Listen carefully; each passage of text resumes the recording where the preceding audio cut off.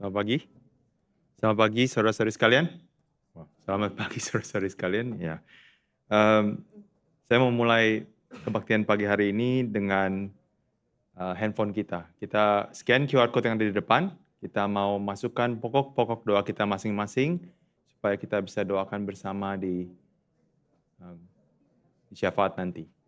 Saya berikan waktu sejenak.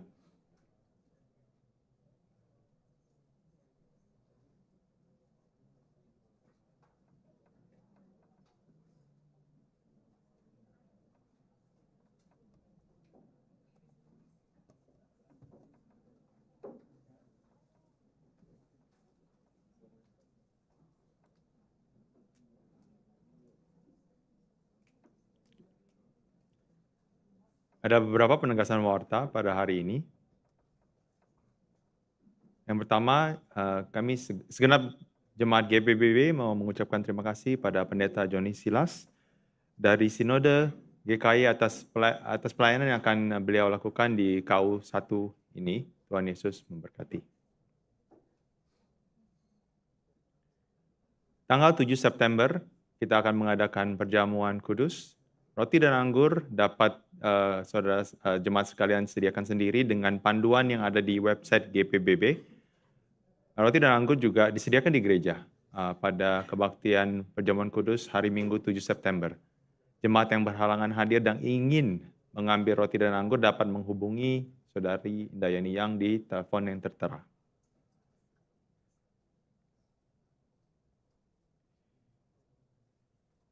Ya, ada video dari Nafiri. Ya, kita saksikan bersama-sama.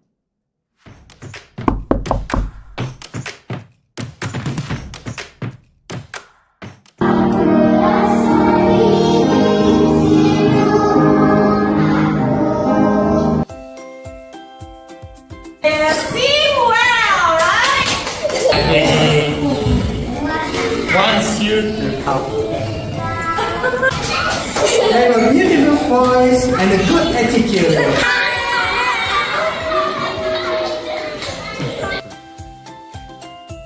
Hello, please join Nafiri. We have a very nice cake to keep Nafiri alive. Because we're cute and adorable kids. Well, indeed,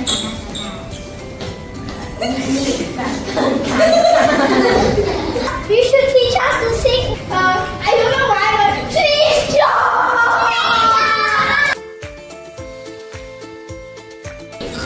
So that you can be one of the reasons why Nafiri is not disbanding.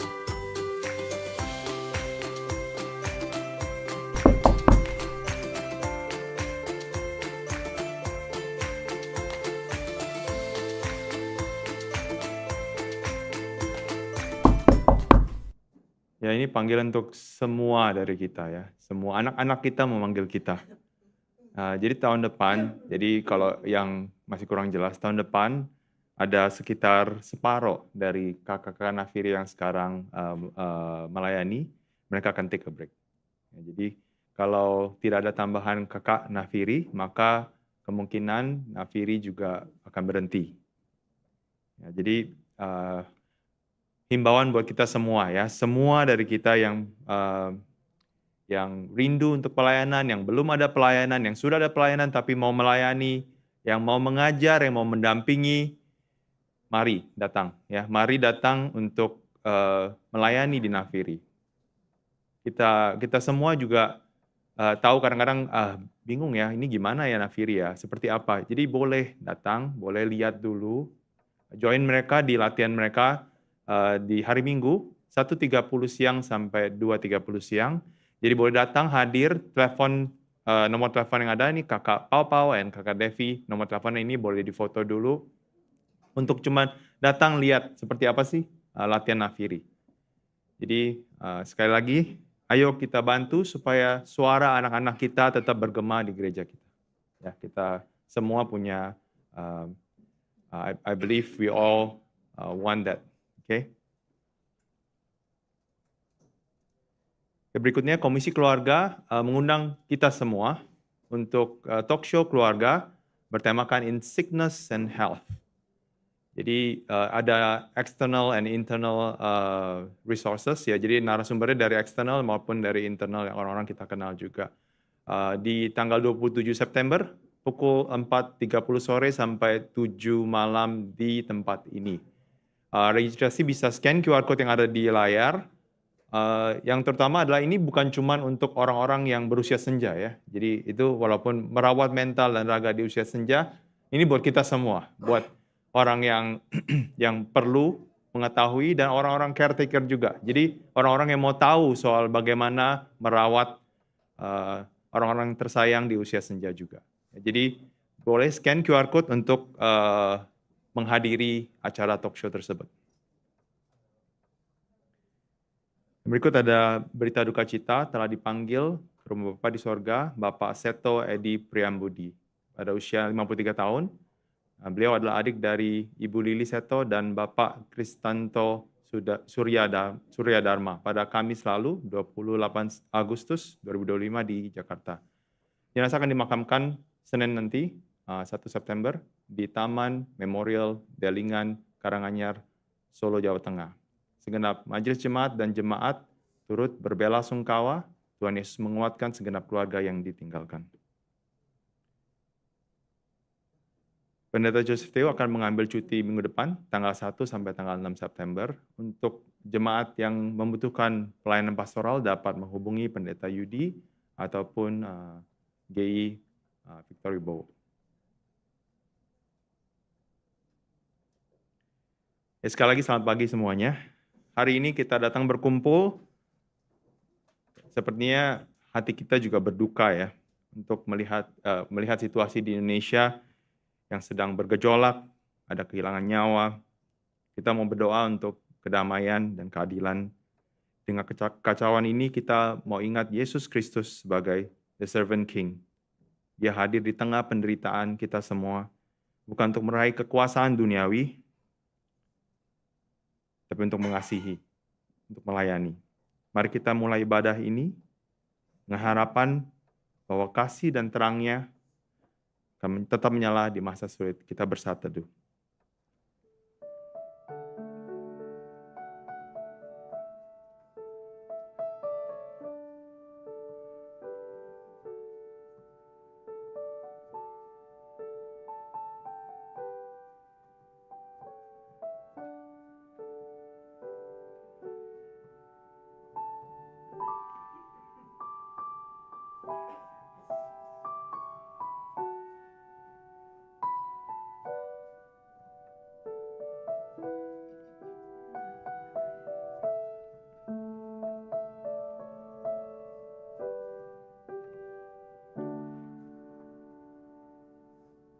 Mari jemaat sekalian, kita bangkit berdiri.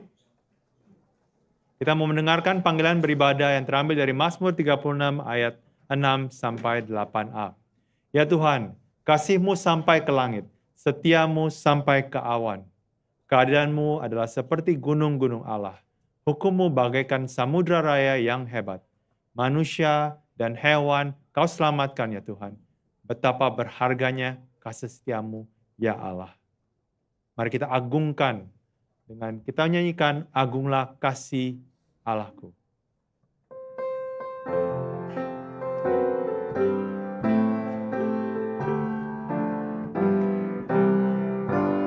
Agunglah kasih Allahku, tiada yang setaranya, neraka dapat direngkuh, kartika pun tergapailah, karena kasih-Nya agunglah, Sang Putra menjelma, Dia mencari yang sesat dan diampuninya. Oh kasih Allah agunglah, tiada bandingnya, kekal teguh dan mulia, dijunjung umatnya.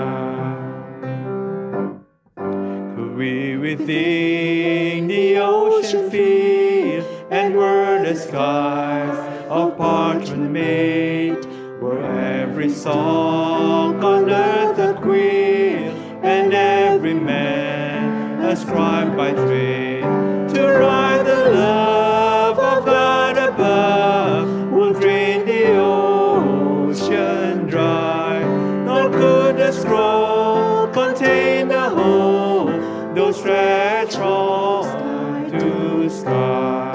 Oh, the love of God, how rich and pure, how measureless and strong, it's just forevermore endure, the saints and angels song.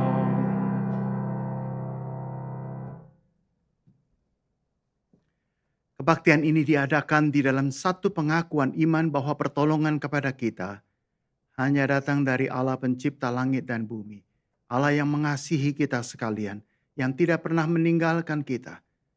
Kasih, damai sejahtera, berkat dari Allah Tritunggal, beserta dengan saudara-saudara melalui kebaktian ini. Amin.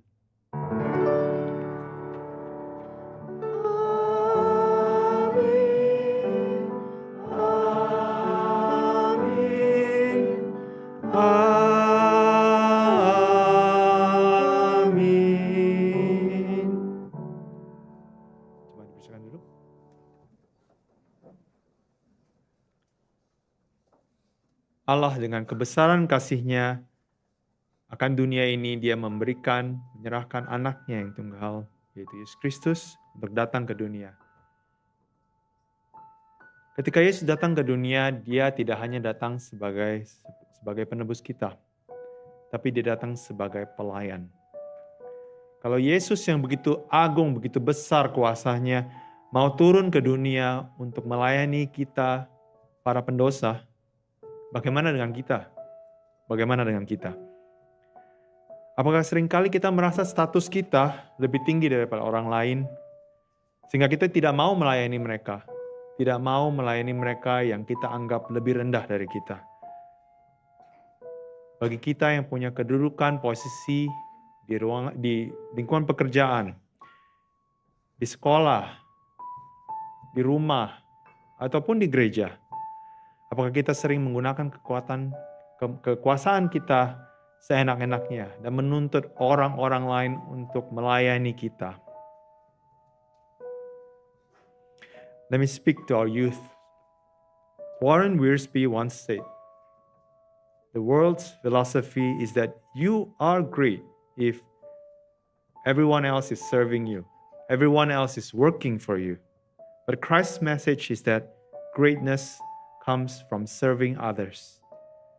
In our lives, have we imitated Christ in serving others? If Jesus, who is so great, so powerful, is willing to come down to earth and serve us sinners, how about us? Do we often feel that our status is higher and that other people should serve us because we deem them as lower than us? Let us examine ourselves and confess our sins. Mari kita mengakui segala kesalahan kita, dosa kita di hadapan Tuhan. Kita nyanyikan dalam lautan yang kelam.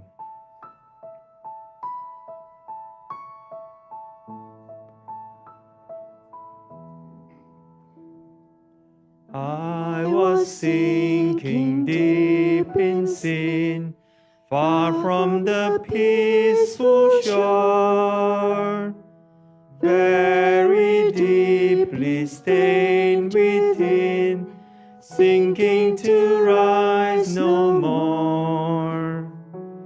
But the master of the sea heard my despairing cry. From the waters lifted me, now safe am I.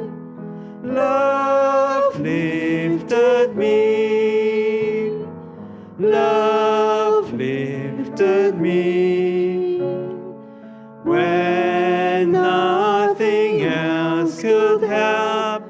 Love lifted me. Love lifted me. Love lifted me. When nothing else could help, love lifted me. Mari kita angkat doa-doa pengakuan dosa kita secara pribadi.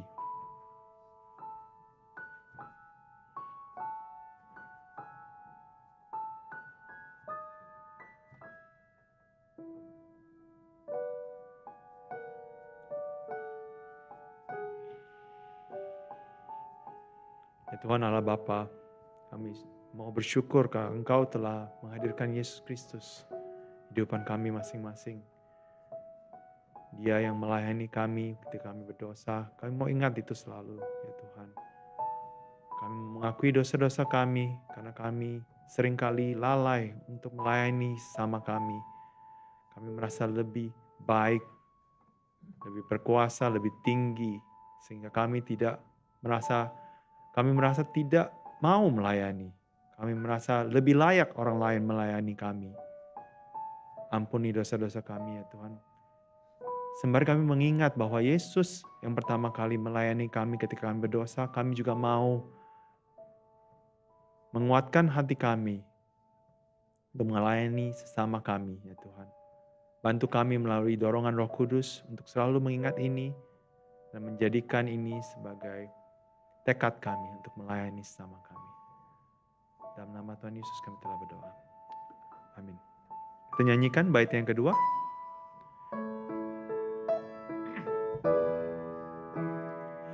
Kasih-Nya kudus besar, patut ku balaslah. Karena itu ku gemar, agungkan namanya. Ku serahkan hidupku bulat kepadanya. Melayani Tuhanku selamanya. Kasih kudus, kasih kudus, yang telah mengangkatku. Kasih kudus, kasih kudus, kasih kudus, yang telah mengangkatku. Kasih kudus. Mari kita bangkit berdiri. Kita mau bersama-sama bacakan berita anugerah yang terambil dari Roma pasal 5 ayat 8. Kita bacakan bersama secara bahasa Inggris. Romans chapter 5 verse 8. But God demonstrates His own love for us in this. While we were still sinners, Christ died for us. Mari kita bagikan salam damai kepada sama kita, sekeliling kita, sambil kita katakan shalom.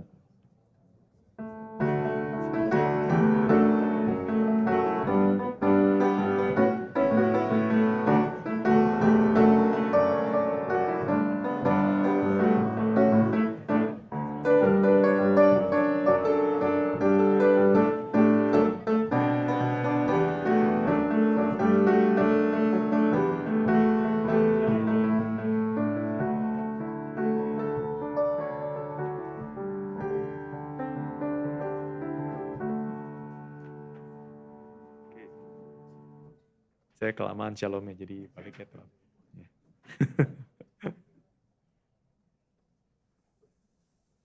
Ya kita yang sudah dimaafkan oleh Tuhan, kita yang sudah punya damai sejahtera dalam hidup kita, baiknya kita juga menyiapkan hati kita, pikiran kita untuk menerima firman dari Tuhan. Kita nyanyikan bersama-sama, melayani lebih sungguh.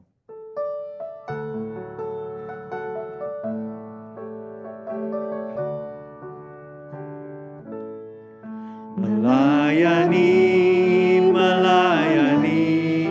lebih sungguh. Melayani lebih sungguh. Tuhan lebih dulu melayani kepadaku, melayani lebih sungguh. Mengasihi lebih sungguh. Mengasihi lebih sungguh. Tuhan lebih dulu mengasihi kepadaku, mengasihi lebih sungguh.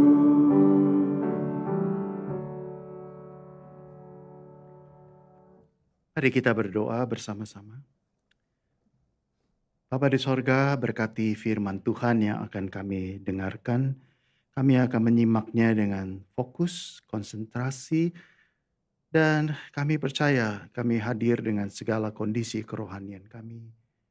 Kami akan diberkati melalui firman Tuhan ini. Dan setelah selesai ibadah ini, kami semuanya boleh bersyukur oleh karena firman Tuhan memandu dan memimpin kami di saat kami menjelang kedatangan Tuhan Yesus yang kedua kali. Kami selalu standby, siap sedia. Dan firman-Mu kali ini boleh sekali lagi menguatkan, memberkati, dan terus memberikan pengharapan buat kami. Demi Tuhan Yesus kami berdoa. Amin. Kita akan bahas temanya adalah serving others as Jesus served. Jadi bagaimana kita melayani juga dengan model Tuhan Yesus Kristus. Nah firman Tuhannya ini ada dua, tapi yang pertama kita baca dulu dari Matius 20, 25 sampai dengan 28. Saya kasih bahasa aslinya yang saya cetak kuning, karena itu sangat menyentuh hati saya sebetulnya. Dan ini firman Tuhan kali ini sering kita dengar, mudah kita mengerti, tetapi sangat-sangat berat firman Tuhan ini untuk kita lakukan di dalam kehidupan kita sehari-hari. Tetapi saya merasakan bahwa kandungan teologis dan filosofisnya itu sangat dalam sekali. Kenapa Tuhan bicara seperti ini? Ya, baik, mari kita lihat bersama-sama. Tetapi Yesus memanggil mereka lalu berkata, "Kamu tahu bahwa pemerintah-pemerintah bangsa-bangsa memerintah rakyatnya dengan tangan besi, dan pembesar-pembesar menjalankan kuasanya dengan keras atas mereka. Tidaklah demikian di antara kamu. Barang siapa ingin menjadi besar, perhatikan, barang siapa ingin menjadi besar, megas, sebetulnya lebih diterjemahkan, barang siapa ingin menjadi terkenal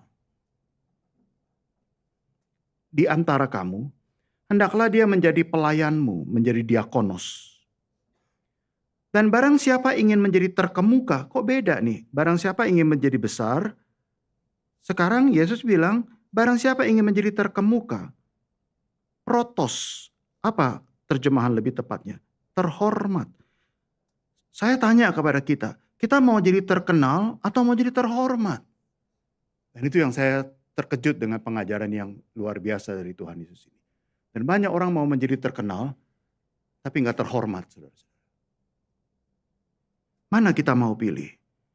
Mau menjadi besar dan terkenal, tapi tidak terhormat. Orang yang terhormat, mungkin dia tidak terkenal. Tetapi kata bahasa Inggrisnya untuk terkemuka itu adalah the first. Artinya orang yang pertama dicari ketika dia ada masalah, ada apapun. Dia orang yang pertama di pikiran dan sebagainya. Dia tidak terkenal, tapi dia menjadi orang yang the first. Barang siapa ingin menjadi terkemuka, protos, terhormat, atau menjadi the first, to be the first di antara kamu, hendaklah dia menjadi hambamu, doulos. Kalau mau menjadi besar, dia menjadi diakonos. Kalau mau menjadi terkemuka, terhormat, dia tidak bisa menjadi diakonos saja. Dia harus menjadi doulos. Sama seperti anak manusia datang bukan untuk dilayani, melainkan untuk melayani. Dan untuk memberikan nyawanya menjadi tebusan bagi banyak orang. Demikianlah firman Tuhan. Silakan duduk, saudara.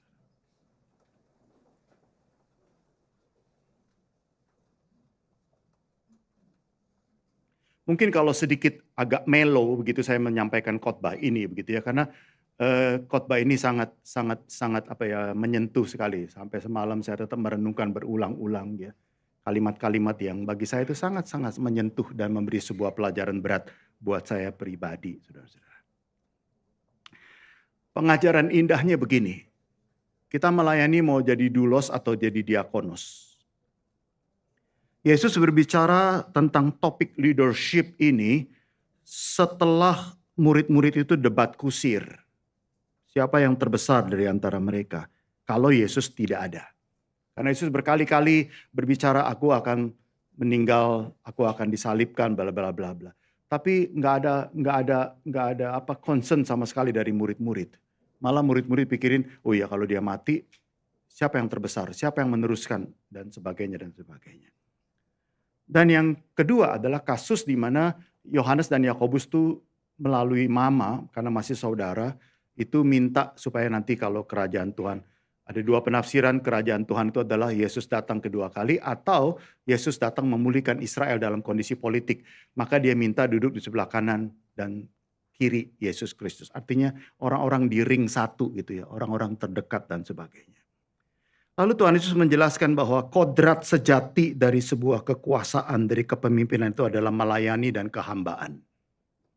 Artinya bahwa kepemimpinan, leadership itu bukan berbicara tentang kekuasaan atau bagaimana menaklukkan orang lain. Melainkan mengenai melayani orang tanpa pamrih. Seorang pemimpin itu bukan Kyrios. Kyrios itu bahasa Yunani artinya tuan. Kalau Yesus dibilang Kyrios itu juga bisa berarti Tuhan. Tetapi seorang diakonos dan doulos. Maka ini kita mulai masuk ke dalam sebuah ketelitian untuk membacanya. Siapa ingin menjadi besar? Yesus bilang begini, siapa ingin menjadi besar? Dia nggak bilang siapa ingin menjadi terkemuka. Tapi siapa ingin menjadi besar? Besar itu apa? Siapa mau terkenal? Siapa yang gak mau terkenal? Anak kecil ditanya, kalau zaman saya ditanya anak kecil, lu mau jadi apa? Dia bilang mau jadi dokter, itu nomor 1 saudara-saudara. Ya, semua mau menjadi dokter. Tapi kalau sekarang ditanya, kamu mau jadi apa? Mau jadi YouTuber katanya saudara-saudara. Mau jadi YouTuber, mau jadi orang yang terkenal. Ya, di dalam kondisi Indonesia sekarang ini banyak YouTuber dadakan saudara-saudara. Ya mungkin juga menumpang kondisi supaya ya mau jadi terkenal dan sebagainya. Banyak pengikutnya, banyak followersnya dan sebagainya. Sehingga orang bisa hidup dengan YouTube dan sebagainya, di endorse dan sebagainya. Maka siapa ingin menjadi besar bukan menjadi YouTuber. Tapi siapa ingin menjadi besar, dia harus jadi pelayan. Apa itu? Diakonos. Tapi siapa ingin menjadi terkemuka, doulos, itu dia menjadi hamba. Pelayan diakonos. Itu artinya pelayan meja. Meja itu sebetulnya simbol dari sebuah kebutuhan hidup. Siapa mau menjadi besar, dia harus menjadi pelayan. Melayani meja. Artinya melayani kebutuhan orang itu, orang lain, bukan kebutuhan saya. Meja itu simbol kebutuhan vital manusia. Diakonos itu melayani, memberi makan, membantu orang miskin, atau tugas-tugas sosial. Menjadi seorang yang terkenal, harus dia menjadi seorang yang melayani secara sosial. Bukan pelayanan yang mungkin di panggung atau ditepuki orang dan sebagainya. Seorang yang mau menjadi besar, megas, terkenal, dia harus menjadi pelayan meja. Artinya dia harus turun ke bawah melakukan pekerjaan-pekerjaan yang orang lain gak mau lakukan. Tapi dia mau melakukannya itu. Tetapi saudara-saudara, menjadi pelayan meja itu tujuannya bukan untuk menjadi terkenal. Motivasinya adalah untuk menjadi pelayan, bukan untuk menjadi terkenal. Tapi motivasinya adalah menjadi berkat. Tanpa jabatan pun fungsinya jalan terus. Ada banyak orang memiliki jabatan, ada memiliki kekuasaan, tapi nggak berfungsi. Mengenaskan Bapak Ibu Saudara-saudara. Yesus ajarkan begini, kamu mau jadi apapun, mau jadi kekuasaan apapun, mau memiliki jabatan apapun, itu oke. Tapi berfungsi atau tidak? Kalau tidak berfungsi, buang itu posisi, buang itu kekuasaan, buang itu jabatan. Kenapa? Percuma. Karena apa? Orang seperti itu cuma punya kekuasaan tapi tidak punya kehormatan. Dia dicibir orang dan sebagainya. Jadi pelayanan itu tidak bisa dipolitisasi. Melayani sebagai diakonos, motivasinya itu menjadi berkat berjabatan atau tidak. Tetap menjadi berkat. Saudara perhatikan majelis-majelis di Bukit Batok di sini. Dia sudah non-serving deacons. Dia non-serving elder. Tapi dia tetap melayani. Ahmed itu adalah mantan tentara. Oh bukan saudara ya. Mantan majelis. Tapi tetap masih melayani. Berjabatan atau tidak berjabatan, fungsinya jalan terus Bapak Ibu. Tetapi bukan berarti kalau begitu saya berfungsi aja nggak perlu jabatan. Enggak, di bagian akhir Tuhan menjelaskan jabatan kekuasaan itu lebih mengefektifkan dan meluaskan fungsi kita. Nah itu tujuannya seperti itu. Saya mencari kekuasaan dan jabatan supaya lebih efektif. Saya menjadi berkat dan sebagainya. Tetapi bukan untuk mencari kekuasaan semata. Dan Yesus mengkritik pemerintah-pemerintah yang hanya menjadi besar, mau mencari jabatan, berebut jabatan hanya untuk berkuasa, bukan untuk melayani. Banyak orang ingin menjadi besar, pejabat, penguasa, karena ingin dilayani, bukan melayani. Menjadi besar dan berkuasa, tapi tidak berfungsi. Melayani meja rakyat, tetapi dia memaksa dengan tangan besi agar rakyat melayani meja pejabat, bukan pejabat melayani meja rakyat dan sebagainya. Seorang diakonos motivasinya cuma satu. Dia ingin melayani meja orang lain yang kekurangan, bukan ingin menjadi besar dan berkuasa. Karena tidak ada jabatan pun dia tetap melayani. Ini garis bawah yang perlu kita ingat. Jabatan membuat pelayanan lebih besar. Bukan dirinya dan kekuasaannya yang semakin besar.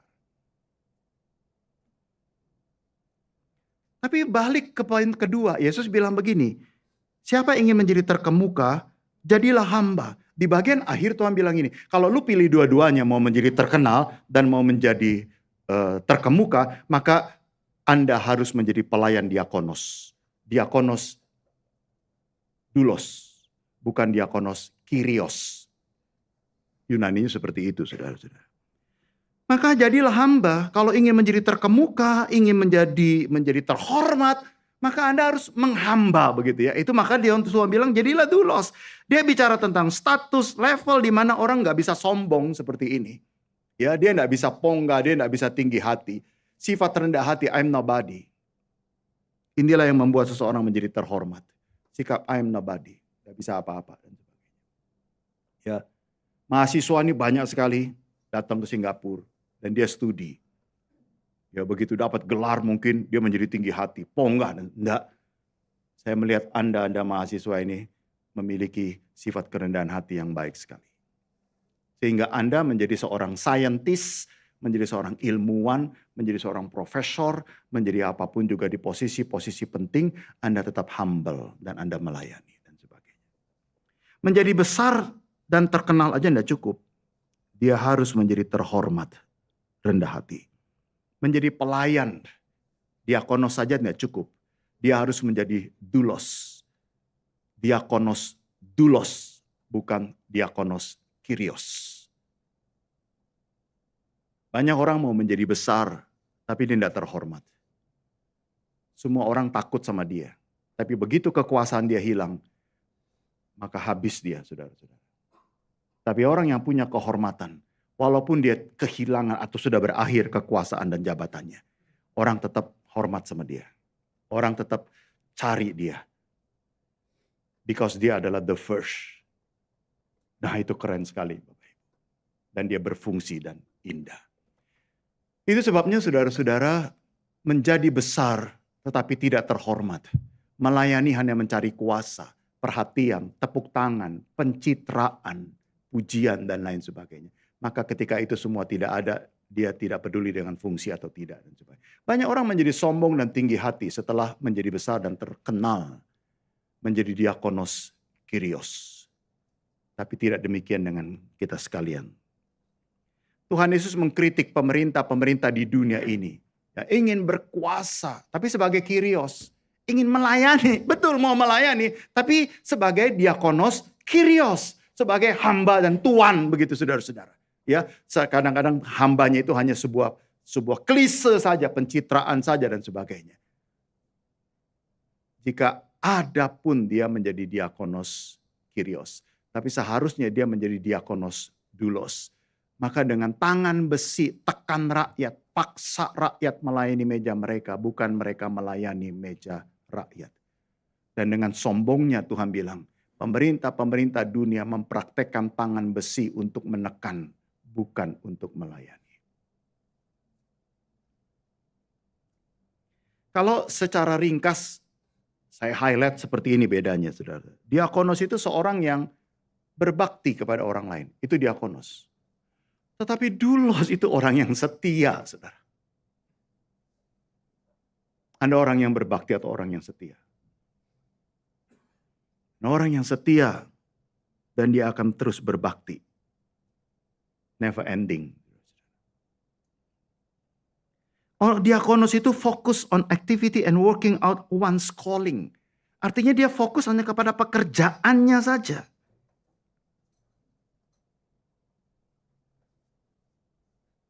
Tetapi diakonos, doulos itu fokus kepada relasinya, saudara-saudara. Bukan jenis pekerjaannya. Sehingga saudara-saudara, nomor 3 itu adalah dia pelayan diakonial. Dia melayani, memilih, menjalankan berbagai pelayanan sosial, pendidikan, kesehatan. Tapi doulos itu melayani meja, terserah tuannya. Dia nggak bisa pilih. Dia nggak bisa pilih.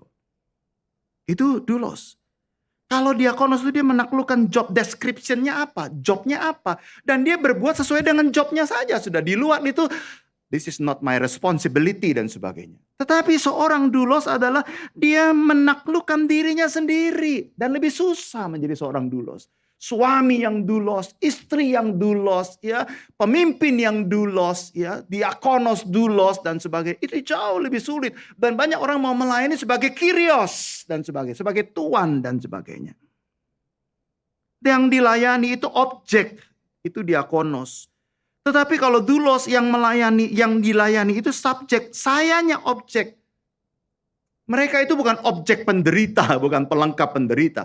Tapi mereka itu adalah subjek yang harus saya layani. All out, saudara-saudara.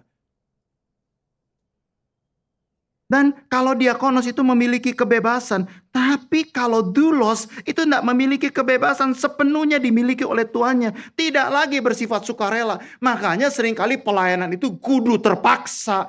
Musa dipaksa pelayanan.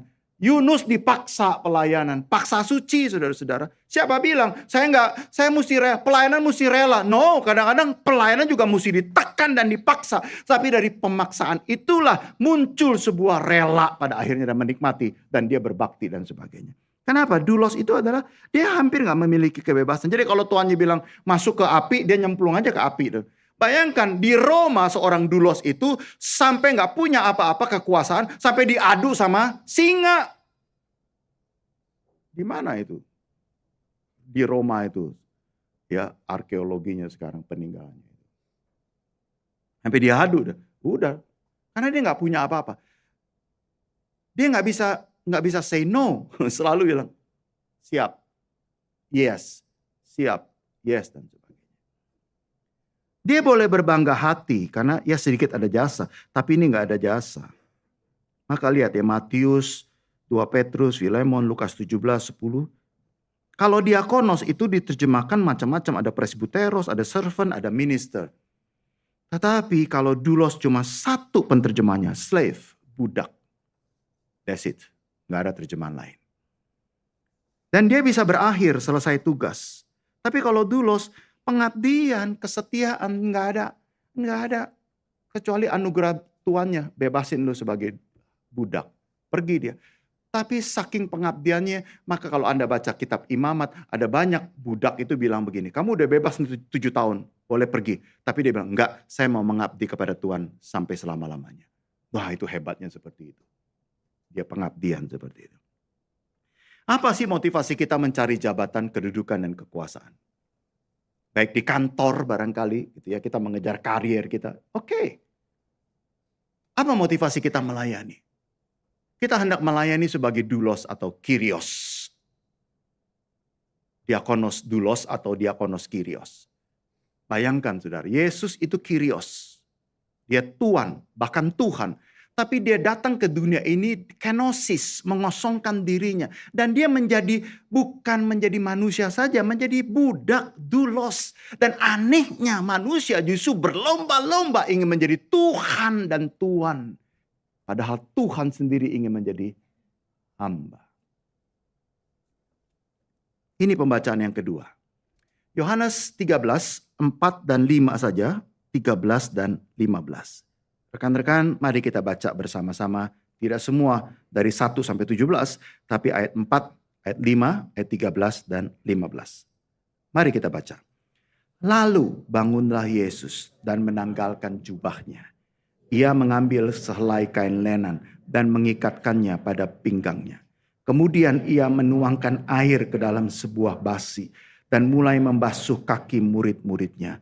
Lalu menyekanya dengan kain yang terikat pada pinggangnya itu. Kamu menyebut aku guru dan Tuhan, dan katamu itu tepat, sebab memang akulah guru dan Tuhan. Jadi jikalau aku membasuh kakimu, aku yang adalah Tuhan dan gurumu, maka kamu pun wajib saling membasuh kakimu. Sebab aku telah memberikan satu teladan kepada kamu, supaya kamu juga berbuat sama seperti yang telah kuperbuat kepadamu. Oke, ini saya jelaskan terlebih dahulu tradisi mencuci kaki. Yang pertama dalam konteks sosial dan budaya. Pada zaman Yesus orang-orang berjalan dengan sendal. Tidak ada sepatu, sneaker seperti sekarang ini. Pada zaman dulu orang berjalan dengan sendal. Dan itu melewati berbagai padang gurun dan sebagainya. Sehingga kotoran, debu dan sebagainya. Maka ketika menuju ke rumah sendiri atau apalagi ke rumah orang lain untuk bertamu. Maka biasanya dia nggak boleh langsung masuk. Dia duduk di depan pintu, lalu ada bangku di situ dan dia duduk di situ. Dan biasanya setiap rumah itu sudah ada baskom. Kurang lebih seperti baskom itu. Dan dia tahu itu untuk cuci kaki seperti itu. Tujuannya apa? Tujuannya adalah bentuk pencegahan masuknya kotoran dan bakteri ke dalam rumah. Tapi juga sekaligus penyambutan dan kehormatan. Kalau misalnya yang datang ini lebih pejabat begitu ya. Maka airnya itu bukan sekedar air. Ada minyak wanginya juga. Nah, jadi setelah dibasuh kakinya menjadi harum. Ya, ini cocok untuk mahasiswa. Supaya tidak bau kaos kaki gitu loh saudara-saudara ya. Jadi pakai perfumnya seperti itu, dibasuh dan sebagainya. Kainnya juga khusus dan sebagainya. Itu konteks sosial budaya. Tetapi saudara-saudara, mencuci kaki ini siapa yang melakukan? Karena dia mesti menaklukkan dirinya turun sampai ke bawah betul-betul sebagai hamba, bukan hamba lagi, budak ya. Siapa yang melakukan? Nah biasanya itu adalah pekerjaan yang nggak ada orang mau nih seperti itu. Nah seringkali kepepet aja lah udah. Kerjaan ini susah apa segala. Udah jadi budak aja dan sebagainya gitu ya. Tetapi akhirnya yang mau melakukannya adalah para budak itu. Para budak. Slaves, doulos ini. Nggak ada orang mau melakukan ini. Karena statusnya itu orang yang melakukan itu adalah budak. Tetapi Yesus melakukan pekerjaan yang seharusnya dikerjakan oleh budak. Padahal dia adalah Tuhan. Dari pencipta langit dan bumi, statusnya itu tertinggi. Ya, dan dia menurunkan sampai yang terendah dan sebagainya. Padahal dia adalah kyrios. Tapi dia menjadikan dirinya dengan kesadaran doulos. Nah, dalam konteks teologis, mencuci kaki itu apa artinya? Gereja cuma ritualnya doang. Tapi maknanya nggak pernah diterapkan. Aktualnya itu. Yang pertama adalah melayani dengan rendah hati. Yesus menunjukkan kepemimpinan sejati adalah melayani dengan rendah hati. Serendah-rendahnya. Dan rendah hati itu apa saudara-saudara? Rendah hati itu apa saudara-saudara? Rendah hati itu apa saudara-saudara? Saya ulang berkali-kali supaya memberikan atensi buat kita. Rendah hati itu apa saudara-saudara? Rendah hati itu adalah saudara tidak tersinggung, tidak marah kalau direndahkan. Itu rendah hati saudara-saudara. Rendah hati artinya adalah bukan mari silakan sampai begini. Gitu saudara-saudara ya. Tapi rendah hati adalah Anda tidak tersinggung, Anda tidak marah, Anda tidak berontak, Anda tidak protes, Anda tidak meninggalkan, Anda ketika Anda direndahkan. Dan itulah rendah hati. Betapa beratnya dan susah ini. Kita selalu mau menunjukkan, mau apa lu?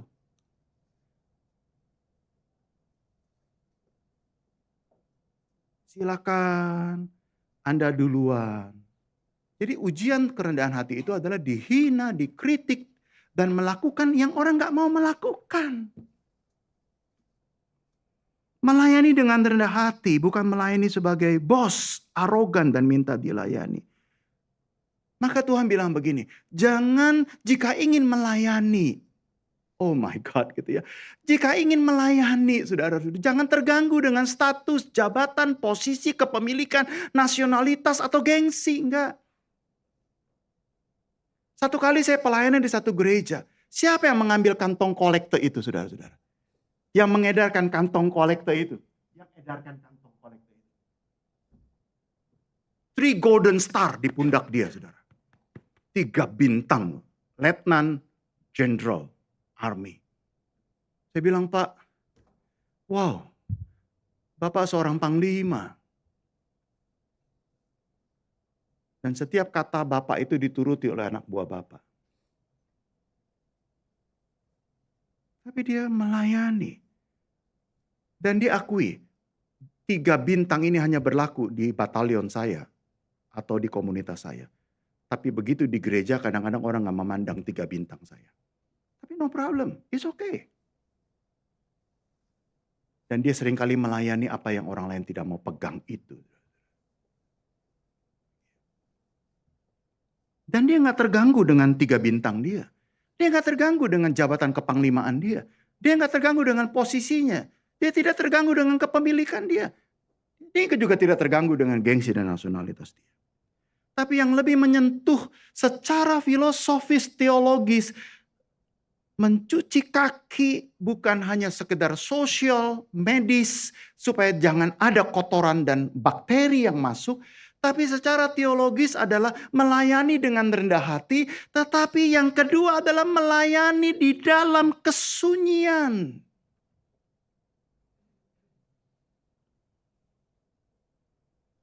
Kepemimpinan sejati itu adalah melayani di dalam kesunyian. Nggak ada tepuk tangan, nggak ada sorotan kamera, nggak ada wartawan datang nguber-nguber, dia nggak ada. Bukan hanya pada waktu kampanye dia datang turun ke bawah makan bersama dengan mungkin dengan gelandangan atau sebagainya. Tapi setelah berjabat atau setelah tidak menang, dia nggak pernah mampir lagi ke warung yang kotor-kotoran itu, saudara-saudara. Tradisi cuci kaki itu jarang di zaman kini. Tetapi pesan dan maknanya tetap berlaku sepanjang masa. Dan lemahnya gereja adalah seringkali hanya simbolis saja. Saya pernah menyaksikan upacara cuci kaki nih. Cuci kaki, tapi orang yang dicuci itu nggak apa-apa. Tetapi yang mencuci kaki itu marah-marah kepada orang yang dicuci. Kenapa? Karena dia menggerakkan kakinya sehingga airnya itu muncrat ke muka dia, saudara-saudara. Ini kan simbol kerendahan hati. Dia pukul kakinya. Diam! Sopan sedikit kalau sedang dicuci kakinya.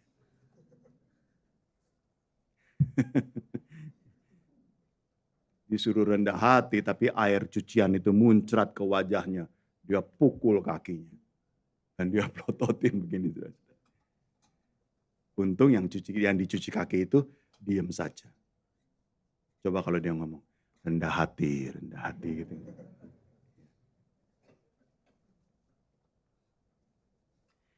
Melayani sesama seperti yang Yesus lakukan, itu berarti mengadopsi pelayanan Tuhan Yesus. Model Tuhan Yesus. What should we do now?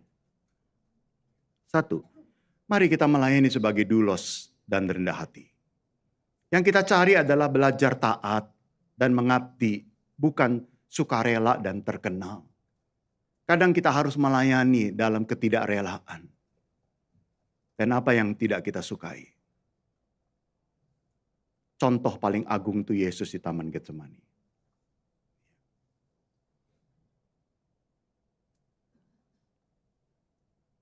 Kita ini kyrios atau kita doulos.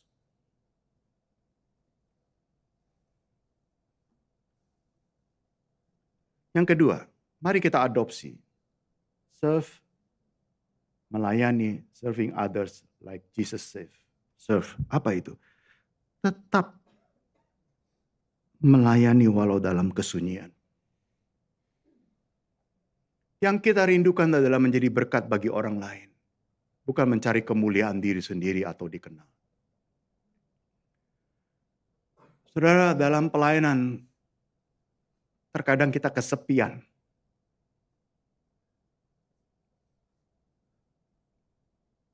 Disalah mengerti, tidak ada pujian, tidak ada perhatian, tidak ada dukungan.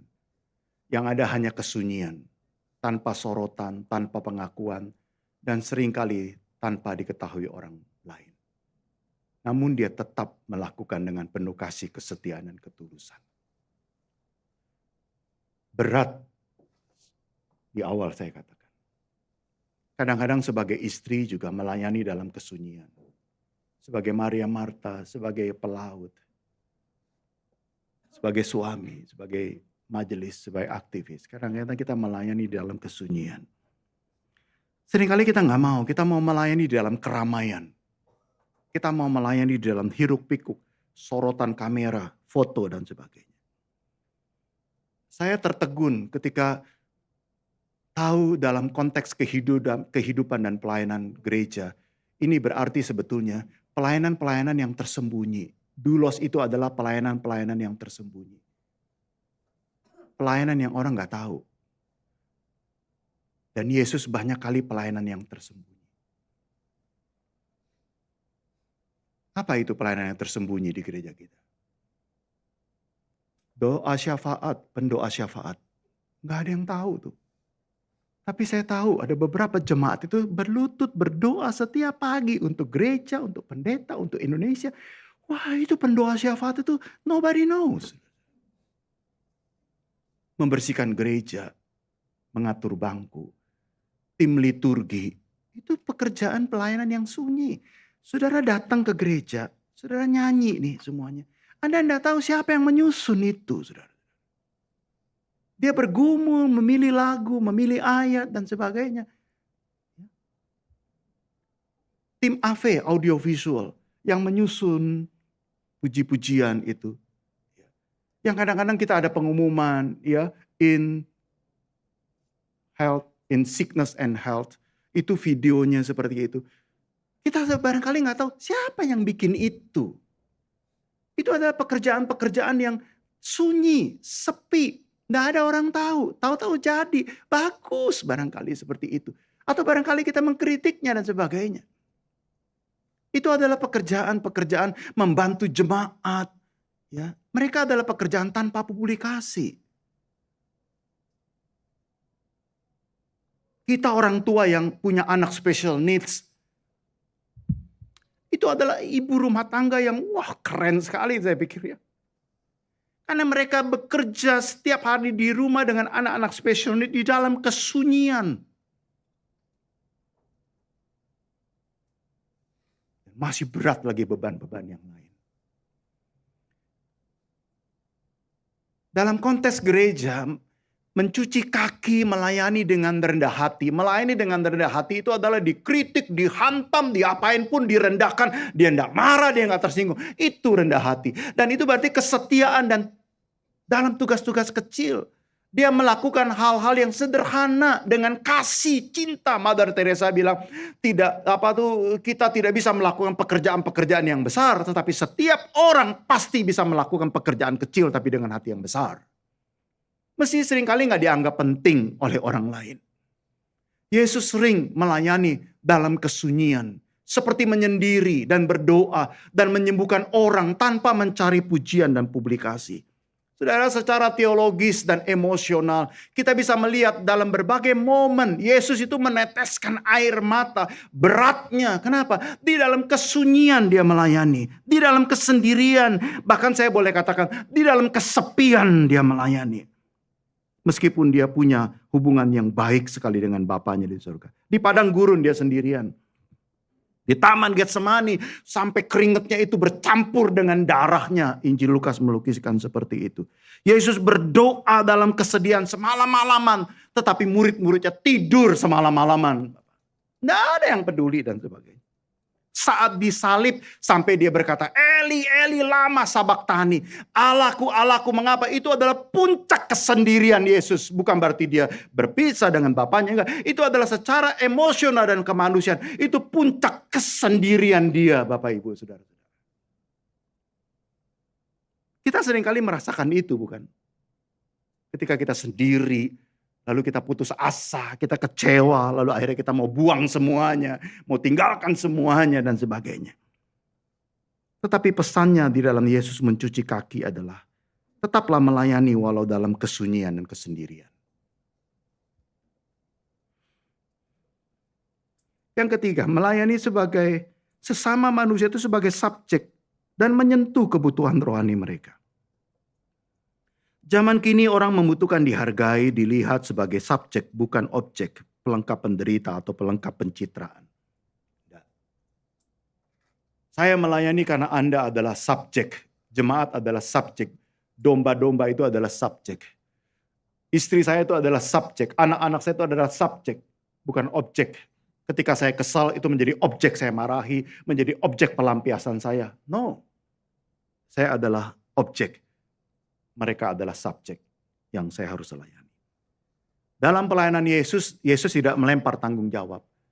Dalam Matius 14 ayat 16 itu ribuan orang udah sore nih, lalu mereka kelaparan, lalu murid-murid usul kepada Yesus, Tuhan ini udah mau sore nih. Tuhan udah mau sore nih. Ya, lalu ini belum pada makan nih mereka semua Tuhan. Ini belum pada, suruh mereka pulang aja dah. Suruh cari di warung-warung sekitarnya saja. Toh mereka juga pasti punya uang. Suruh mereka cari makan sendiri. Tapi Tuhan tegur apa? No. Kamu yang harus beri makan, bukan mereka yang cari makan sendiri. Kamu yang harus beri mereka makan. Apa itu? Mereka subjek, bukan objek. Kalau lu menganggap dia objek, udah lepasin aja. Begitu ada kesulitan, ada kesusahan. Kalau mereka kaya, terima tuh persembahannya. Karena mereka kaya, kita eksploitasi tuh habis-habis orang kaya. Ada banyak gereja tuh eksploitasi orang kaya. Tapi begitu jatuh miskin, maka silakan dia pergi dan sebagainya. Enggak, mereka tuh subjek. Maka kamu yang harus beri makan. Yesus sering memberi makan dan memenuhi kebutuhan jasmani sebelum menyentuh sisi rohaninya. Yesus memberi makan, menyembuhkan, mencuci kaki, memberikan mukjizat. Nggak ada khotbah sama sekali. Tetapi itulah khotbahnya. Cuci kaki itulah khotbahnya. Nggak ada teksnya dan sebagainya. Memberi makan itulah khotbahnya. Dan itulah indahnya khotbah yang aktualisasi dalam kehidupannya. Pelayanan kita dimotivasi oleh kasih kepada Tuhan dan orang lain. Mencerminkan teladan Yesus dan membuat kita berjumpa dengan Kristus. Bukan hanya dengan kitanya saja. Dan kita menyentuh kebutuhan rohani mereka. Never worry about numbers. Help one person at a time. And always start with the person nearest you. Itu pekerja-pekerja gereja kita. We must say thank you to them. They are non-Christian. Anda tahu nanti New Sanctuary selesai ya. Anda duduk, ada salib. Tapi itu dibangun oleh orang-orang non-Kristen. Dan kita harus bukan hanya say thank you kepada dia. Tapi kita memberikan respect kepada mereka. Dekat dengan mereka. Bergaul dengan mereka, mengerti mereka, mengerti susahnya mereka, kehidupan mereka dan sebagainya. Cerita-cerita dengan satu orang, lalu orang itu berkata, saya masih punya anak wanita, perempuan kecil, 10 tahunan dan sebagainya. Dia senang kalau dikasih boneka. Kalau saya pulang India, maka kalau saya bawa boneka itu, dia senang sekali. Dan dia selalu pesan, Pak, please, bawa boneka kalau pulang. Dan puji Tuhan satu jemaat bawa bonekanya. Dan saya akan titipkan itu ke dia. Bawa bonekanya. Mereka objek, bukan. Mereka subjek. Mari kita hening berdoa di hadapan Tuhan.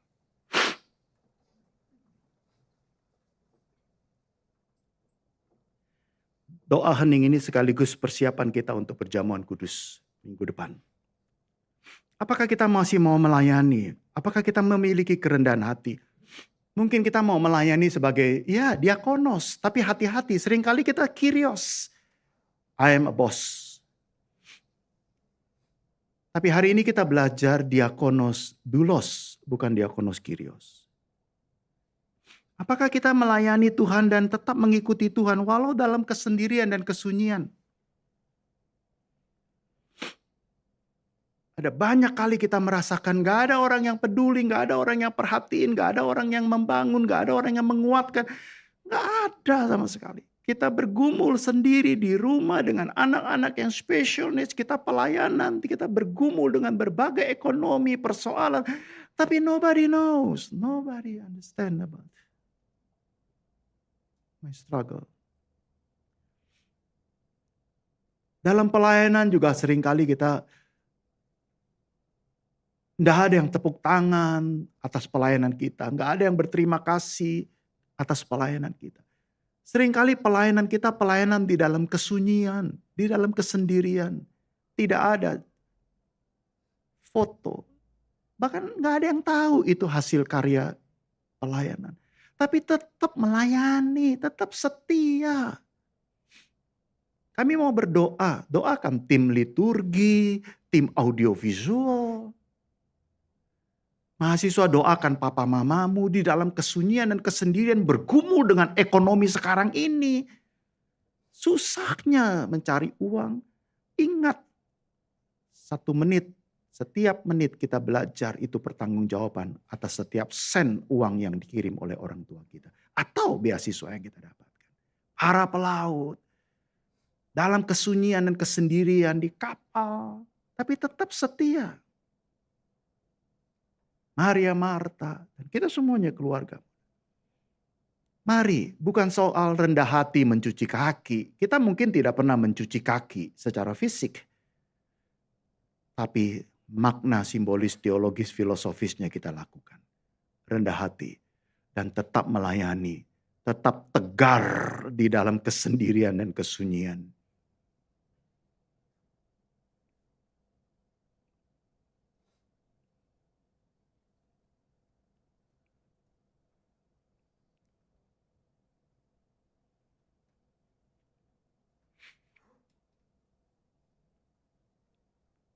Bapa kami dalam sorga. Seringkali kami hanya mau menjadi terkenal, megas. Tidak peduli terhormat atau tidak terhormat. Kami menjadi terkenal, tapi kalau ada apa-apa kami tidak pernah menjadi the first. Kami nggak dicari. Kenapa? Karena kami tidak berfungsi. Karena kami tidak terhormat. Dan dalam ketidakhormatan itulah malah kami semakin menonjolkan kekuasaan, posisi, dan jabatan untuk marahi, tekan, dan sebagainya. Ampuni kalau contoh-contoh banyak pemerintah-pemerintah di dunia ini yang bukan diakonos doulos, tapi diakonos kyrios. Dan ketika jabatan berakhir, kekuasaan tidak ada lagi, maka fungsinya pun juga dibuang dan tidak lagi berfungsi. Ya Allah Bapa kami dalam sorga, biarlah kami boleh rendah hati di hadapan Engkau Tuhan. Rendah hati adalah dihina, dikucilkan, dikritik, tetap tidak marah, tidak tersinggung, tidak terhina, tapi tetap tegar. Itu rendah hati yang sejati ya Tuhan. Biarlah kami tetap setia dalam pelayanan kami dalam kesunyian sekalipun. Dalam kesendirian sekalipun. Dan kami selalu melihat orang-orang yang kami layani, keluarga yang kami layani, perusahaan yang kami layani, jemaat yang kami layani. Mereka bukan objek penderita, objek pelengkap, tapi mereka adalah subjek. Kamilah objeknya. Kamilah doulos. Kamilah doulos. Kami mau melayani sampai bercucuran air mata. Kami mau melayani sampai akhir hidup kami ya Tuhan. Walau tidak ada sorot kamera, pujian, terima kasih, dan sebagainya. Kami mau berdoa Tuhan memberkati kami semuanya. Yang hari ini berada di dalam perasaan ketersendirian, kesepian, dan sebagainya. Kami tahu Tuhan memberi kekuatan kepada kami. Seringkali kami berteriak, Eli, Eli, lama sabaktani. Seperti Tuhan berteriak, Tuhan mengapa meninggalkan aku? Tuhan mengapa membiarkan aku? Tuhan mengapa begini dan sebagainya. Kenapa memberi keluarga seperti ini? Kenapa memberi anak seperti ini? Kenapa memberi pasangan seperti ini? Tapi Tuhan, kami tetap mau tegar dan kuat. Karena kami tahu Tuhan tidak pernah lepaskan tangannya untuk memegang kami dan menguatkan kami. Kami mau melayani dan hidup seturut dengan pola Tuhan Yesus. Kami mau mencari diakonos doulos. Kami mau melayani dengan rendah hati. Kami mau melayani sekalipun di dalam kesunyian dan kesendirian. Dan kami mau melayani dan melihat orang yang kami layani sebagai subjek, bukan objek. Terima kasih untuk kekuatan yang Tuhan berikan lewat teladan Tuhan Yesus hari ini. Minggu depan kami mau perjamuan kudus, Tuhan berkati. Supaya kami betul-betul siap. Dan ketika kami makan roti dan minum anggur, kami dikuatkan kembali. Oleh karena kami memiliki Tuhan yang setia, yang tidak pernah meninggalkan kami dalam kondisi apapun. Ya Tuhan, kami mau berdoa. Berkatilah untuk kesehatan kami. Berkatilah wisdom dan knowledge untuk parent dan juga anak-anak. Gak gampang menjadi orang tua di zaman sekarang ini. Seringkali kami berteriak makan hati menjadi orang tua. Tetapi kami bersyukur karena kami menjadi orang tua. Karena iman, ketegaran dan kekuatan itu selalu memimpin kami. Dan kami percaya anak-anak yang kami layani, betapa sulitnya pun satu saat mereka akan menjadi orang-orang yang terkemuka. Orang-orang yang berguna. Orang-orang yang berfungsi. Di jabatan, posisi, karier seperti apapun. Tuhan memberkati para mahasiswa. Semua yang hadir hari ini. Mahasiswa engkau diberkati. Engkau sedang meniti, menimba ilmu. Engkau akan menjadi orang-orang yang berguna dan berfungsi dengan ilmumu. Dan imanmu akan mengawal ilmu itu menjadi orang yang berfungsi. Di jabatan dan posisi dan karier seperti apapun. Para pelaut engkau diberkati Tuhan. Engkau berjuang untuk keluarga. Di dalam kesendirian, kesepian, kangen keluarga. Maria, Marta engkau juga diberkati. Engkau tetap tegar. Dan semua pelayan-pelayan Tuhan di GPBB. Engkau diberkati Tuhan. Engkau diberkati dengan kerendahan hati. Engkau diberkati dengan diakonos doulos. Engkau diberkati di dalam kekuatan kesendirian. Engkau diberkati karena engkau selalu melihat semua yang dilayani itu adalah subjek bukan objek. Secara khusus kami mau berdoa untuk Indonesia. Kasih anugerah-Mu ya Tuhan. Memberikan kasih-Mu untuk Indonesia. Kami tidak akan pernah lelah berdoa untuk Indonesia. Tidak pernah lelah untuk mencintai Indonesia. Kasihilah ya Tuhan. Agar semua pemimpin, pejabat, sama rakyat, semua bersatu. Tidak lagi buta matanya. Tidak lagi tuli telinganya. Tidak lagi juga tumpul nuraninya. Semuanya saling mengerti dan melihat. Pemimpin melihat rakyat, rakyat melihat dan mau mengerti pergumulan-pergumulan pemimpin. Bawahan, karyawan mau melihat majikan. Dan majikan juga mau melihat bawahan karyawan. Saling membuka mata, telinga dan hati. Kami mau berdoa, stop demonstrasi-demonstrasi. Jangan lagi ada kerusakan, penjarahan, kekerasan dan lain sebagainya. Kasihanilah kami Tuhan.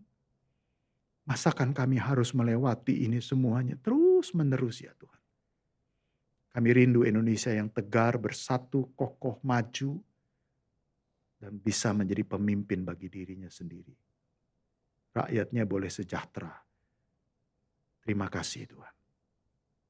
Kami berdoa besok ketika banyak hoax bertebaran dimanapun. Kiranya 1 minggu ke depan dan seterusnya. Kedamaian dan ketenangan dan pemulihan kehidupan di seluruh Indonesia. Itu boleh terjadi ya Tuhan. Kami tetap setia mendoakan. walaupun kami berada di negara yang aman dan nyaman. Tapi hati kami tidak nyaman kalau kami melihat negeri kami. Tidak nyaman. Kami akhiri, berkati kami semua satu persatu. Demi nama Tuhan Yesus yang mengajar kami doa Bapa kami demikian. Bapa kami yang di sorga, dikuduskanlah namamu. Datanglah kerajaanmu, jadilah kehendak-Mu di bumi seperti di sorga. Berikanlah kami pada hari ini makanan kami yang secukupnya. Ampunilah kami akan kesalahan kami, seperti kami juga mengampuni orang yang bersalah kepada kami.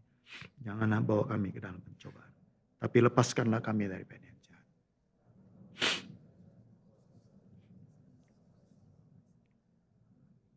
Mari kita berdiri, Bapak Ibu. Mari kita nyatakan pengakuan iman kita. Dan kita akan nyatakan semua bersama-sama. Inilah pengakuan iman kita. Kita akan ikrarkan dalam bahasa Inggris bersama-sama. I believe in God the Father Almighty, creator of heaven and earth. I believe in Jesus Christ, His only Son, our Lord, who was conceived by the power of the Holy Spirit and born of the Virgin Mary. He suffered under Pontius Pilate, was crucified, died, and was buried. He descended to hell. The third day he rose again from the dead. He ascended to heaven. He created his Son, Father Almighty. From there he will come to judge the living and the dead. I believe in the Holy Spirit, the Holy Catholic Church, the communion of saints, the forgiveness of sins, the resurrection of body, and the life everlasting. Amin. Silakan duduk.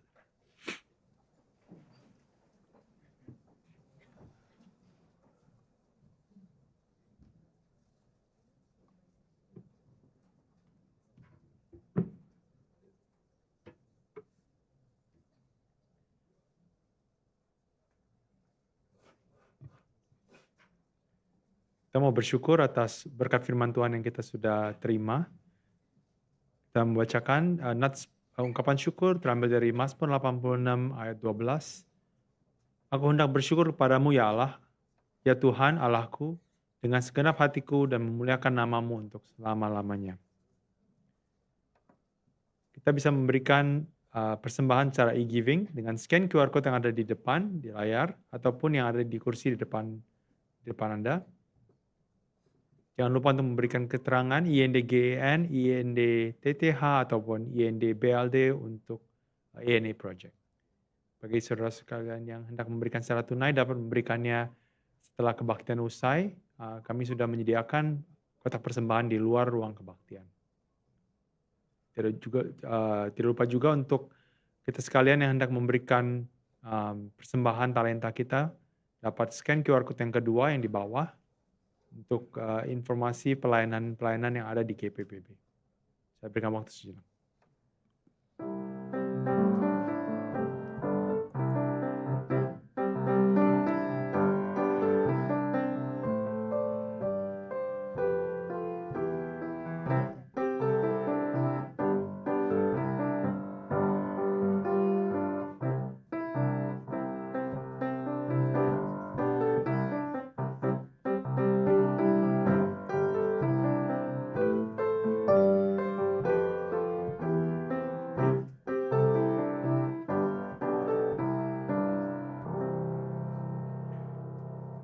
Mari kita bawa persembahan kita dalam doa. Lord Jesus, our servant King, we bring these gifts with grateful hearts, even as we grieve for Indonesia. In the midst of pain and unrest, we thank you for your presence, gentle, just, and faithful. Please use these offerings to bring comfort for the broken, wisdom to our leaders, and hope to communities in need. Teach us to give not just from abundance, but from compassion. May our generosity reflect your love, and may your kingdom come through every act of kindness. Amen. Jemaat, mari bangkit berdiri. Tuhan telah memberikan teladan bagi kita untuk melayani sesama. Ia rindu agar kita semua mengikuti teladan tersebut, memberikan diri kita untuk melayani sesama bagi kemuliaan namanya. May we commit to serving others, emulating our God, the servant king, bringing honor and glory to his name, the servant king.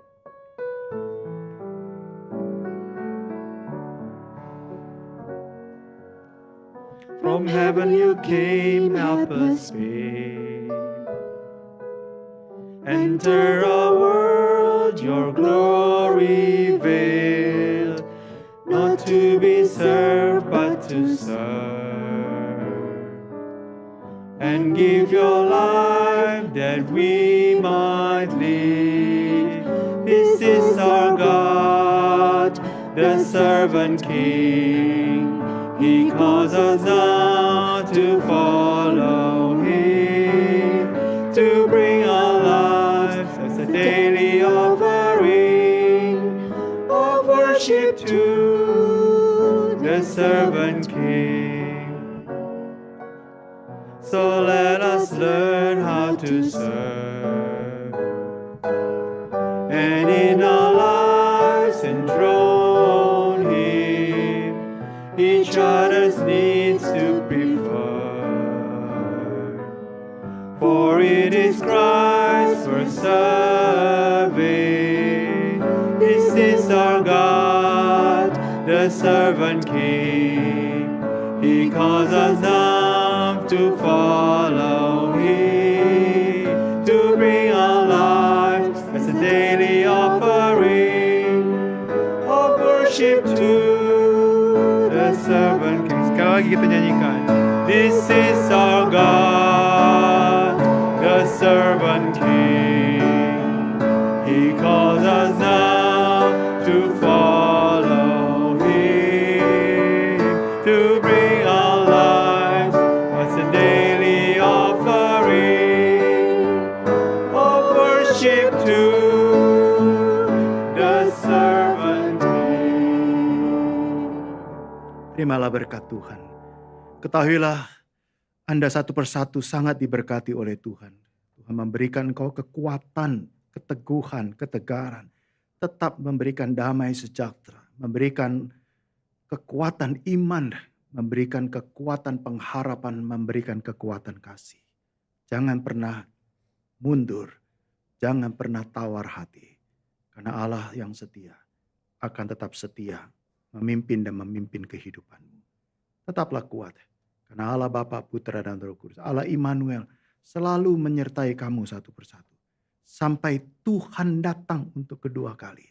Kita senantiasa setia kepada Tuhan Yesus Kristus. Haleluya. Amin.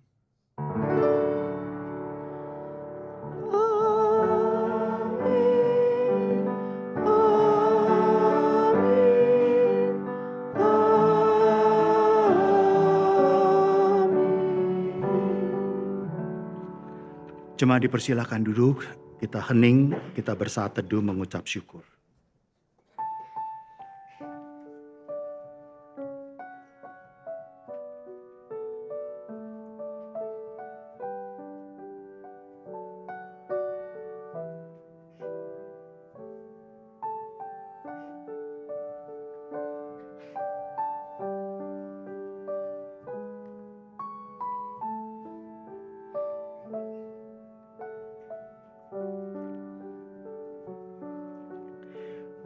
Ada dua good news, ada berita bahagia, berita sukacita untuk kita semuanya. Yang pertama, mari kita lihat videonya berikut ini. Komisi Keluarga GPBB mempersembahkan satu acara yang menarik dan patut kita hadiri. In Sickness and Health.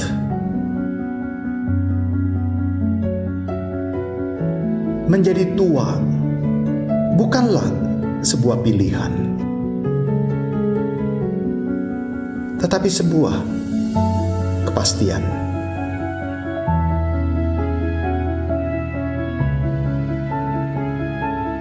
Apakah kita siap menghadapinya?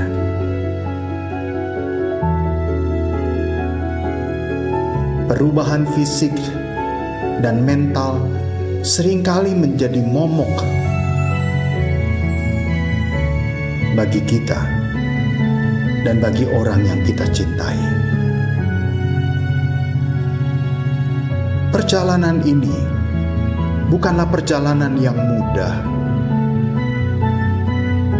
namun tetaplah indah. Mari mempersiapkan diri kita dan menjadi penopang bagi sesama dan terlebih bagi yang kita kasihi. Menggenggam tangan mereka selalu, in sickness and health. Sabtu 27 September 2025. Mari hadiri bersama-sama. Tuhan memberkati kita. Nah, ini untuk Maria Marta juga boleh hadir ya, yang merawat orang-orang yang lanjut usia. Ini satu acara yang bagus sekali dari Komisi Keluarga, In Sickness and Health. Ini acara bertujuan untuk menciptakan awareness dan pengetahuan tentang bagaimana kita bisa mempersiapkan diri secara mental untuk menghadapi usia senja dan juga untuk merawat orang tua, baik pasangan kita, orang tua atau saudara kita sendiri ya. Dan ini menjadi satu hal yang membekali kita semuanya bersama-sama. Pembicaranya adalah Pendeta Martus, Ibu Mariam, beliau adalah seorang psikolog. Tetapi juga ada satu dokter Rosan, dia adalah spesialis geriatri dari Sengkang General Hospital. Tapi jangan khawatir, karena walaupun dia dokter lokal Singapura, tetapi dia fasih berbahasa Indonesia. Sehingga seluruh acara akan dilaksanakan full dalam bahasa Indonesia. Dan moderatornya juga adalah orang yang sudah terkenal, yang sudah sering kali kita undang dan sebagainya ya. Dan ada acara pun dia memoderatori dirinya sendiri juga barangkali ya. Penatua Eli ya oke, hadir ya bersama-sama. Ini acara terbuka untuk keluarga senior Maria Marta saja, tapi juga untuk semua jemaat siapapun yang memiliki saudara atau keluarga di usia lanjut ini. Silakan mendaftar di booth Komisi Keluarga di bawah lantai 1 ya. Silakan mendaftar dan jangan lupa ini 27 September. Nah sekarang tolong ditampilkan ini. Tolong ditampilkan ini. Ada ya Ki? Ada tadi. KU1 ada tadi. Di file yang minggu lalu. Oke.